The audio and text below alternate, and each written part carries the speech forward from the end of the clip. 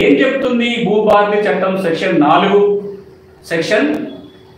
4 అందులో సబ్సెక్షన్ 5, 6 అదేవిధంగా rule 4 schedule ఏ ఏం చెప్తుంది ఈ చట్టం అంటే ఎవరైనా భూ యజమాని తనకి పాస్ పుస్తకం రాకపోయినా లేదా వచ్చి తప్పులున్నా సెక్షన్ 4 సబ్సెక్షన్ 5 సెక్షన్ 4 సబ్సెక్షన్ 6 ప్రకారము దరఖాస్తు పెట్టుకోవాలి. ఏ విధంగా పెట్టాలి? భూభారతి పోర్టల్లో ఒక దరఖాస్తు నమూనా ఉంటుంది. ఈ నమూనా ద్వారా దరఖాస్తు పెట్టుకోవాలి సంబంధిత అధికారులకి. ఒకసారి దరఖాస్తు పెట్టుకున్నప్పుడు ఆ దరఖాస్తు పెట్టుకోవడానికి భూభారతిలో ఒక ఫార్మాట్ ఉంటుంది. ఈ ఫార్మాట్ నింపాలి.